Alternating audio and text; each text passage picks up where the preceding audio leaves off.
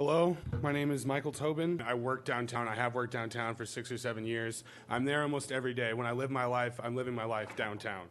And I've been watching this for months. I have tried to keep my finger on what's going on with this, and repeatedly I've had a hard time seeing when this is going to be on the docket, when this is going to be talked about, and like when we can actually make ourselves heard about this, which I don't appreciate personally. And also today we've talked a lot about fear-mongering, but I think that the fear-mongering is what's trying to put this into place in the first place. I don't think it's fear-mongering to want to protect what we have in privacy, in the terms of privacy. I'm 28. I don't necessarily feel represented by like the people that are here because they aren't necessarily people who are going to have to deal with this going forward for forever. We live here. I'm a part of the downtown community, and I'm going to be affected by this, and people that I know are going to be affected by this. We're worried about students and stray gunfire, and that's a valid concern, but what about the people who live here permanently and are just going to be giving away their right to consent to their likeness for forever? I don't really appreciate that either. And again, preventing crime. How? Reporting suspicious behavior seems more just like tattletaling on people you don't like, and I don't appreciate that. Thank you. Thank you. Hi, my name is Kate Canterbury. I don't have a fancy title like a lot of the people that came before me and are coming after me, but I do live in this community. I live 5 minutes from downtown. My kids go to Hickman High School. My husband teaches at the university. I care deeply about the safety of the city, but what makes me angry is that we're not here attacking police. We're not attacking council. We're not attacking the university. We're not attacking Columbia Public Schools. We're simply asking, why are you willing to trade our privacy for the potential to possibly have some small help? These are our privacy, our faces, our lives, what we do every day. I have an Alexa, I have a mobile, but I'm not consenting for that to be given up. And for the businesses and the communities that are supporting this, I can guarantee you, I personally will be sunshining, requesting if this passes, every single business that gives rights to their cameras to be used by police, because I want to know who is willing to sell me out to the council, to the police, to the city, who is willing to trade my privacy, my children's privacy, the actions that I have every day, because I won't be shopping at your business anymore. I'm a proponent of the district. It's almost exclusively where we go, and I'm horrified that they would choose to sacrifice the potential for the very reality that this is what we are giving up. In addition, I was in a meeting this morning of reproductive justice activists. This is not just a potential. Jefferson City will be coming after people who do aid and abet, people who are trying to access health care, and you will be compelled to give any information that FUSUS gathers up, whether we as a council, whether you as a mayor, whether our police department supports that or not. You will not have a choice. Our state government will compel that footage to be given up in court, for those movements to be tracked. It is established law that the government can compel companies to give that up. So what you are saying is that you are willing to sacrifice people's access to health care, to put them under threat of criminal justice for the chance that this may help. I really hate to see red herrings like school shootings being used by our district.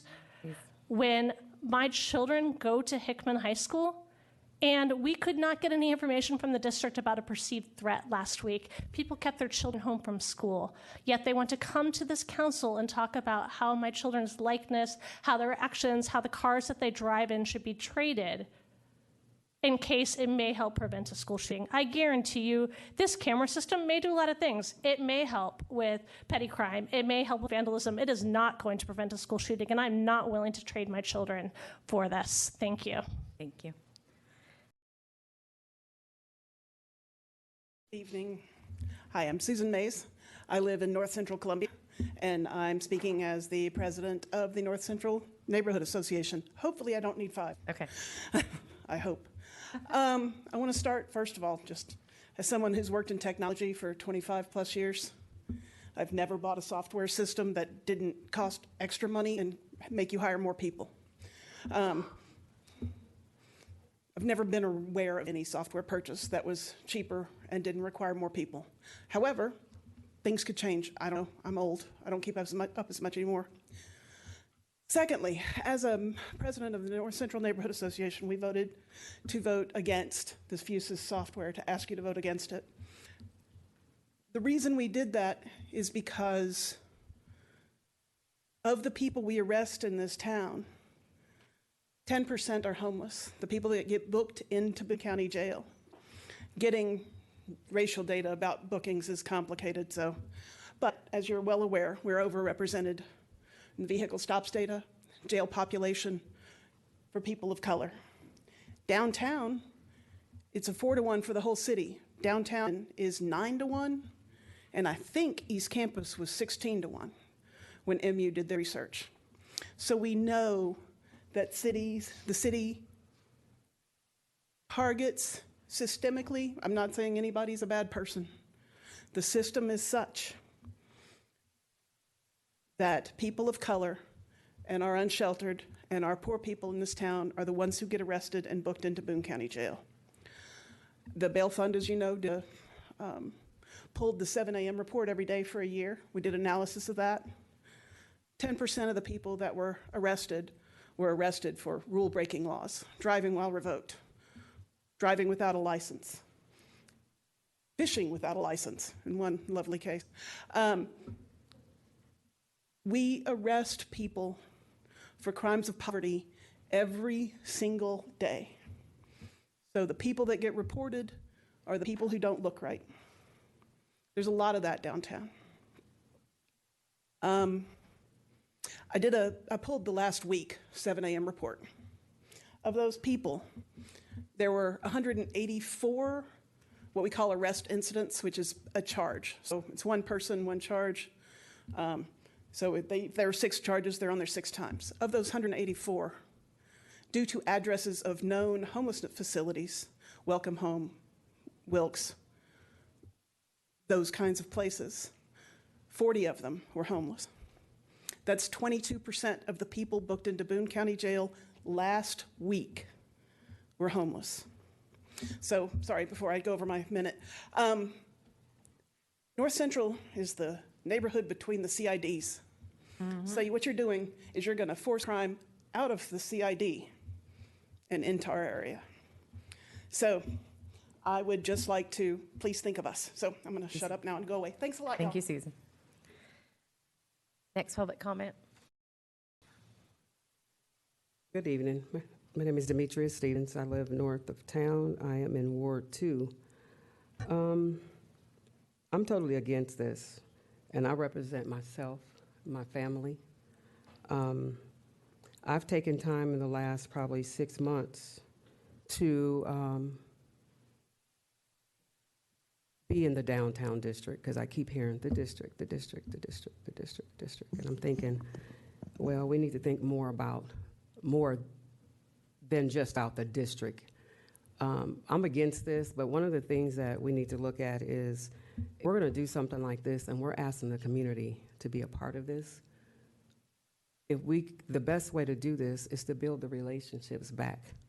You talk about community policing. Community policing is community, building those relationships back, where people feel more comfortable, that we wouldn't have to worry about someone invading our privacy on their end, would be on our end, because we feel we want to work together to build this community back together.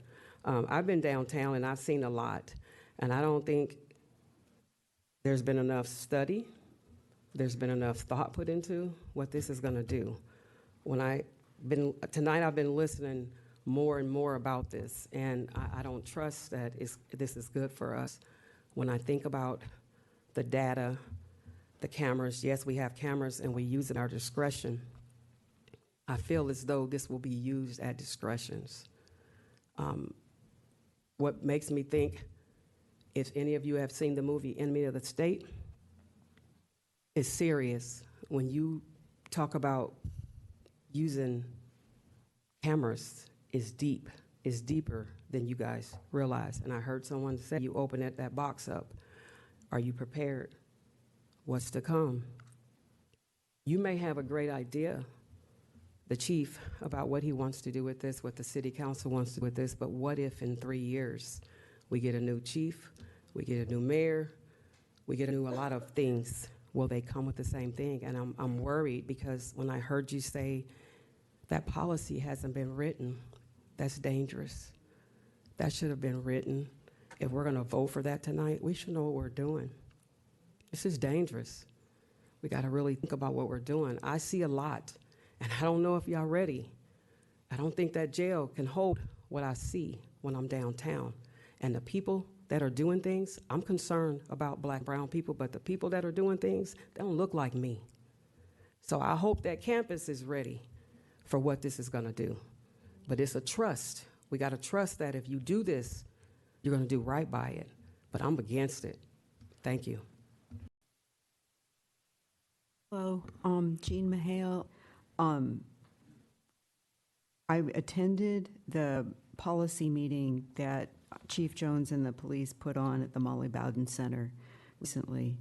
And I listened to Chief Jones say several times that this system is event-driven. And a number of the police officers were enthusiastic because it would increase efficiency. If it is event-driven, that means something is either happening right now, it began in the past and it's continuing, or it is completed. It happened in the past completely. And I don't understand how a reactive tool is going to prevent proactively crime. I don't understand how that works. This is my third or fourth time asking the question based in part on the work that Susan Mays and I have done for the bail fund. How will implementing this system change patterns of policing for different groups within the community? And I understand from the representative who spoke from the vendor that they will not divulge the names of all the communities, and yet they tout 130 or so that use this system. I find that troubling. And we could come up with some really good information fairly quickly if we just had the names of those communities. The third thing I want to say is, again, about technology. This is going to cost about $100,000 a year, and you're proposing 3 years. It's $300,000. And in the current iteration, you will buy the portion of the package that does not have facial recognition and it does not have other enhancements. But what if you get in a year or two and you think, it would really be useful to have that. After all, we've spent $200,000. Once you've made an investment, it's so much easier to make the next increment and the next partial increment until if you stop, it's an admission of defeat and it feels kind of crummy. Don't start. Don't do that without information. Thank you. Thank you. Next. My name is Peter Spots, and I'm in the 4th Ward, and I'm opposed to this. I want to briefly echo what people have said about especially the slippery slope idea. We don't know what form this could take moving forward, but one of the things that's most concerning to me is how this works organizationally, and I'm concerned that I don't know what measures of success or particular milestones there are for this large project. And so where does the buck stop is one of the questions in my mind. I don't know whether the CPD has complete ownership of this or who has the reins on this as it moves forward. And I also want to say that I'm really delighted to be in this room full of so many people who care deeply about the security and safety of our community. Thank you. Next public comment. Laura Gutierrez Perez, Ward 2, and also a member of the CPRB. I'm here to ask you to vote no on FUSUS. CPD has yet to provide data showing the effectiveness of FUSUS and its ability to prevent crime. If anything, there are still so many questions that have been left without answers. It is concerning that some of our leaders who we should be able to trust have written in support of FUSUS with such little data. Although Chief Jones claims that our version of FUSUS would not have facial recognition, it is hard to trust that considering that the FUSUS website says that it has the ability to do that and so much more. It is also hard to trust it when Chief Jones claimed the traffic stop data did not necessarily show a racial disparity to the CPRB, when the data very clearly showed a disparity against Black and Indigenous residents. CPD hasn't been given any real incentive to deal with the racial disparities that the data showed. I'd also like to clarify for the NAACP representatives that it was actually in the November 10 Columbia, Missouri article where Mary Radcliffe said during the session that she was in favor of FUSUS, so I imagine that's where many people heard of their support. I read the draft policy submitted by the police department about FUSUS, and it was so poorly written that we should all be offended that they felt comfortable submitting that to you all. CPD claims that a goal of utilizing this platform is to build community trust, and I do not see how this would build community trust. Currently, CPD can access cameras, but they have to go through due process to protect our privacy and to prevent abuse from CPD. As some of you know, I was a dual language social studies teacher, and although I'm no longer in the classroom, once a teacher, always a teacher, and I understand the fear of active shooters. I had to do drills with my students regularly in a classroom that did not have a working lock. I had to move my students from one room to another during drills, and I know what it's like to not have resources in a classroom. FUSUS will not keep us safe. What will keep us safe is better resources for schools, teachers, children in our communities, such as healthcare, food security, affordable housing, and those are the things that will help in preventing crime if people have their basic needs met. When are we going to move from reactive and short-sighted actions to actually fund the services that people need instead of throwing all this money to the police department with no accountability? Thank you. A comment? Hello, my name is Sarah Johnson, and I am co-owner of the Basement Reef. I'm also on the Downtown CID board. I was the only one to vote against FUSUS. First, I want to say that questioning our leaders and police departments is one of our fundamental freedoms and one of the most patriotic things we can do. We know that cities started implementing cameras with live feed functionality downtown in 2011, but how many cameras does the City of Columbia own? How many are working? And how have they prevented or helped solve crimes? We should have this data. It's been over 10 years. Much of the talk surrounding FUSUS has been a concern with residential cameras that will only have access to the FUSUS registry and not the FUSUS core that allows the police to view live streams. Has anyone considered downtown residents? Tucked between businesses, there are many doors to upstairs apartments and windows above shops that will inadvertently be exposed to surveillance. If a residential door is picked up on a business camera, can that footage be legally used under the policy, or will it go against CPD policy or procedure? FUSUS Tips is, quote, an easy-to-use soft safety utility that operates via text message. Members of the public can unanimously submit multimedia tips to the police department by a widely publicized number. FUSUS Tips rely on suspicious activity reporting by citizens. Public record requests have shown that people of color often end up being the target of suspicious activity reporting. In Los Angeles, an audit by the LAPD Inspector General found that 74% of suspicious activity reports were filed on non-white people. Suspicious activity reporting does not meet legal standards under the Fourth Amendment. According to the FUSUS website, FUSUS AI incorporates large data sets and dynamic analytical models.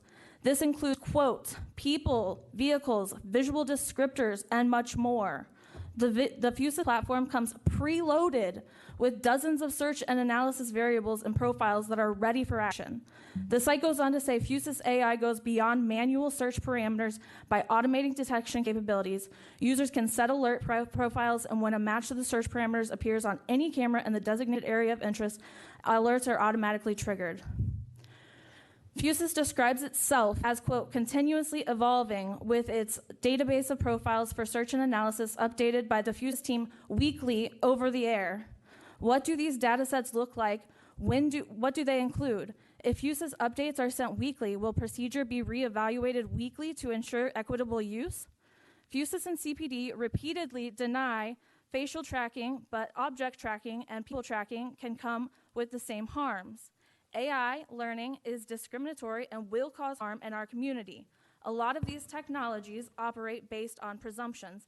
They allow public and private sector entities to disguise their discriminatory practice with these seemingly neutral systems. And Sarah, come to this microphone. That one seems to, thank you.